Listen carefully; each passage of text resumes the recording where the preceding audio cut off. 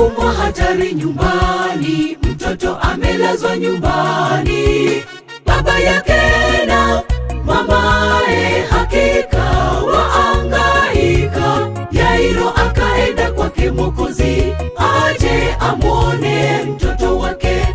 Alipofika na Yesu, mtoto akafufuka. Mtoto anaumwa hatari nyumbani, mtoto amelazwa nyumbani, baba yake na mamae hakika waangaika. Yairo akaenda kwake Mwokozi aje amwone mtoto wake.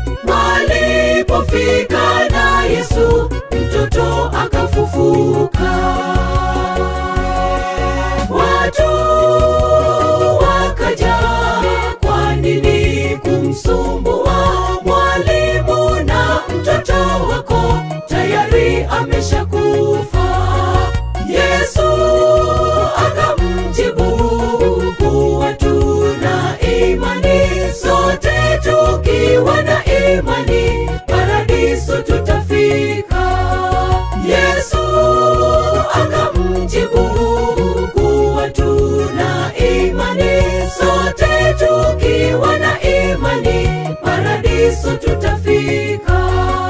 Watu wakaja, kwa nini kumsumbua mwalimu, na mtoto wako tayari ameshakufa?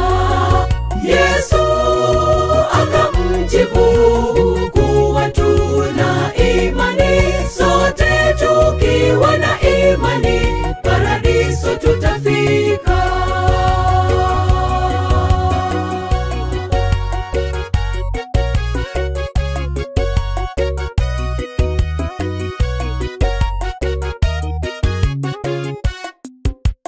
Ulimwengu kwa hakika siyo nyumbani, ndiyo maana tunauguliwa.